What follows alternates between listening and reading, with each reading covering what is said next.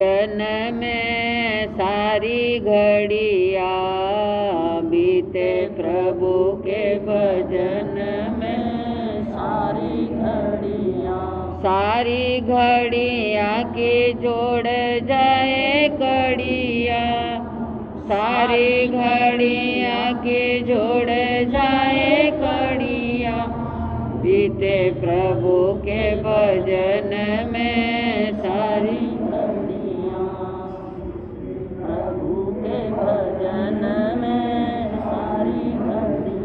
विषय विकारा से मुँह मोड़ो बनो आत्म तलीन,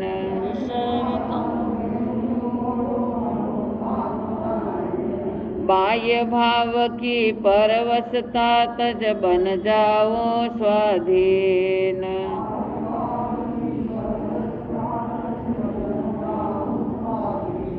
बादल उमड़े गगन में सारी घड़िया, बादल उमड़े गगन में सारी घड़िया महक उठे जीवन ये जैसे करने से शुभ काम, महक उठे मेरे मन में वैसे ही बस ओ राम, मेरे मन सौरभ मह के गगन में सारी घड़ी, सौरभ मह के गगन में सारी घड़िया बच्चे में खोया रहता है माँ का ममता भाव,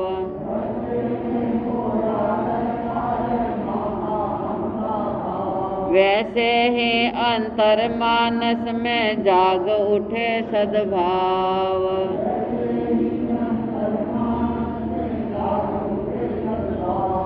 गुजरे प्रभु के लगन में सारी घड़िया, गुजरे प्रभु के लगन में सारी घड़िया निष्प्रकंप दीपक के जैसे हो जाए मन शांत,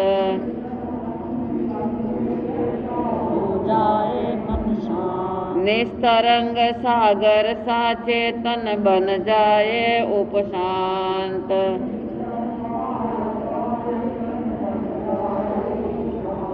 राज रम जा रे भजन में सारी घड़िया, राज रम जा रे सारी घड़िया बीते प्रभु के भजन में सारी घड़िया, बीते प्रभु के भजन में सारी घड़िया के जोड़ जाए कड़िया, सारी घड़ी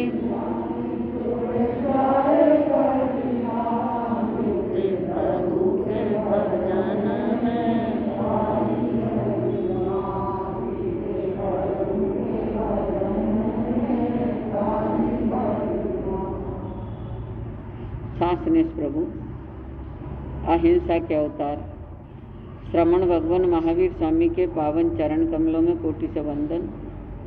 मेरी अनंत अनंत आस्था के केंद्र परम पूज्य गुरुदेव गुरुणी जी महाराज साहब व परम पूज्य गुरु माता माँ श्रमणी माता जी पुष्पवती जी महाराज साहब के पावन चरण कमलों में कोटि से वंदन नमन। धर्म प्रेमी बंधुओं, शीलवती माताएं, अभी आपने संगीत की पंक्तियां गुनगुनाई और कई भव्य आत्माएं भाव विभोर भी हुए कि मेरा समय निकले वो परमात्मा की भक्ति में समय निकल जाए,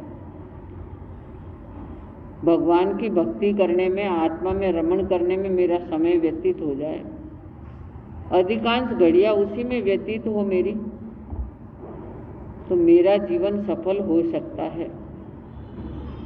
मेरी आत्मा सत्य को समझ सकती है और उस सत्य में रमण कर सकते। पर जैसे इंसान के अशुभ कर्म उदय में आते हैं तो सब कुछ भूल जाता है। भगवान को याद तो करता है वो, क्योंकि दुख में भगवान को याद करता है, पर वो कैसे करता है? अपनी आत्मा के शुद्धिकरण के साथ में नहीं कर सकता। पर ज्ञानियों ने कहा अशुभ कर्म के उदय से विचलित होकर धैर्य और धर्म को कभी भी नहीं छोड़ना चाहिए। कर्म तो उदय में आ जाते हैं, जैसा करे वैसा कर्म उदय में आता है, और कई बार अविवेक से भी परेशानियां उठानी पड़ती है, क्योंकि ये जीवन जीने की भी एक कला है। वो कला नहीं आई तो जीवन अधूरा रह जाता है। जीवन में महक तो चाहते हैं, चहक भी चाहते हैं, पर महक के जैसे कर्म करना चाहिए ताकि सारा वातावरण महकमय बन जाए, अच्छा बन जाए, घर का वातावरण अच्छा बन जाए, स्वयं के जीवन की महक अच्छी बन जाए, आनंद ही आनंद मिले। पर नेक नसीहत जो है वो कुछ सीखने की जरूरत है। जब तक उसमें नहीं जाते हैं तो कई बार इंसान परेशानी उठाता है। कोई गरीबी से परेशानी उठाता है, कोई शरीर से परेशानी उठाता है, कोई घर परिवार से परेशानी उठाता है, कोई समाज के अपमान से परेशानी उठाता है। कोई न कोई परेशानी उनके जीवन में चलती रहती है। पर ज्ञानियों ने जो बातें बताई कि गरीबी और परेशानी आप नहीं चाहते हैं तो कुछ अपने जीवन को बदलने का प्रयास कर लेना। देव, गुरु और शास्त्र जो होते हैं इनका बहुत बड़ा महत्व होता है। देव का भी बहुत बड़ा महत्व, गुरु का भी बहुत बड़ा महत्व है, और शास्त्र जो धर्म है उनका भी बहुत बड़ा महत्व है। अगर इसकी अवहेलना करते हैं तो अवहेलना करने से गरीबी आती है और कोई न कोई परेशानी उनके ऊपर अवश्य रूप से आती है। इसलिए देव की आराधना करो, अरिहंत देव,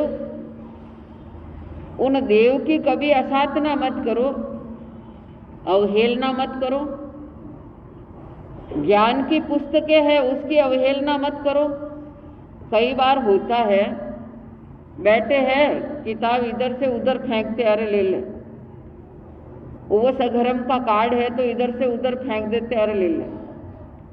नीचे रख दिया पैरों में, बाल बच्चे रो रहे हैं तो हाथ में दे दिया, चाहे वो मुंह में चबावे, कुछ भी करे। ये हमारी अज्ञानता जो है, इस अज्ञानता के कारण से उस धर्म की, शास्त्र की, पन्नों की असाधना हो जाती है। कई बार ये मुख वस्त्रिका खोलते हैं आप और सीधी ज्ञान की किताब में रख लेते हैं। आपकी मुख वस्त्रिका झूठी होती है और ज्ञान तो स्वच्छ है। अगर उसमें मुख वस्त्रिका रखते हैं तो यह भी ज्ञान की अवहेलना हो जाती है आपके लिए, और इससे भी परेशानी, गरीबी, कोई भी परेशानी उठानी पड़ती है। तो न तो देव की आसाधना करो, न गुरु की आसाधना करो, न धर्म की आसाधना करो। गुरु हमारा कौन है?